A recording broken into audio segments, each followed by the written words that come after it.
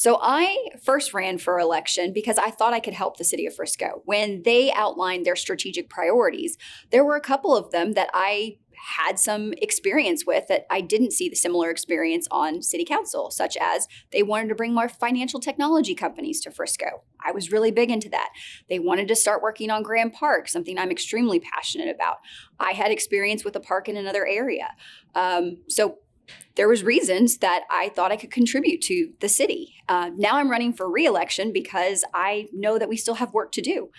We've started some of these initiatives. We're not done yet. I've only been in office for a year, so I know there's a lot more than I can accomplish in a full term. The role of a city council member is to outline the policies and essentially the laws of the city. We also adopt the budget of the city. Then finally, one of our most important functions is we are responsible for hiring the city manager.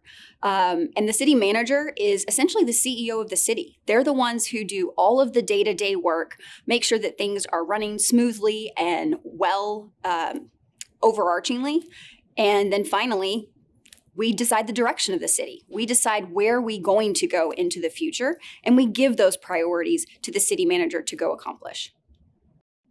My top priorities are infrastructure, smart growth, and innovation. So what that means is infrastructure is our overall city services, whether our roads are sound and complete as we continue to build out, where our public safety is adequately staffed and funded, whether that is all of our city services are up to the best possible quality that can be, whether that is making sure that our water supply is in support, whether we have a solid animal services program within the city. All of those wrap into infrastructure. Smart growth is how do we build out our city? How do we, as we are 75% built out, how do we make sure that we're building out for multiple generations to come that is going to be in a positive fashion? And then finally, innovation. How do we bring new and exciting things to Frisco, generate continuous improvement so we can continue to do more with less, but also bring high-paying jobs into our economy, creating local opportunities? I measure the success of the city by essentially three things. One is our economy. Are we growing? Because if you're not growing, you're declining. And we've heard that from even the governor's office. We have to continue to grow and generate a stimulated economy so that we have benefits and things that we can invest back into the community. The second thing is community. Are the people within our city involved? Do they care about where they live? Are we having neighbors helping neighbors on a day-to-day? Are they invested in our city?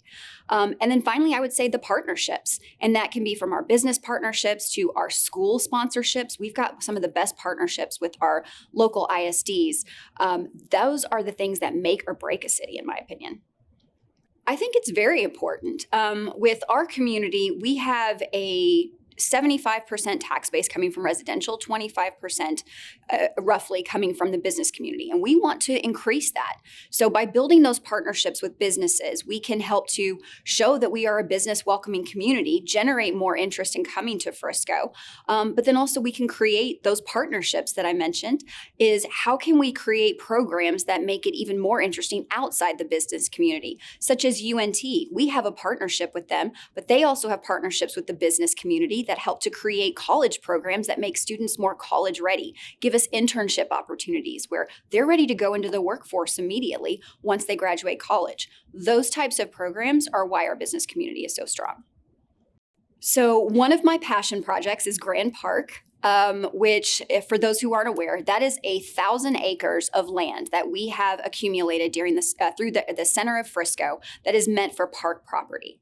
That's bigger than Central Park in New York City, just for size comparison. So we are finally in a place where we're going to get to move forward on this. It's been stuck in some environmental stuff from a state perspective, as well as the company that we got it from was in bankruptcy, but we finally are starting to move forward. We've got consultants coming in that's going to help us outline the plan for it.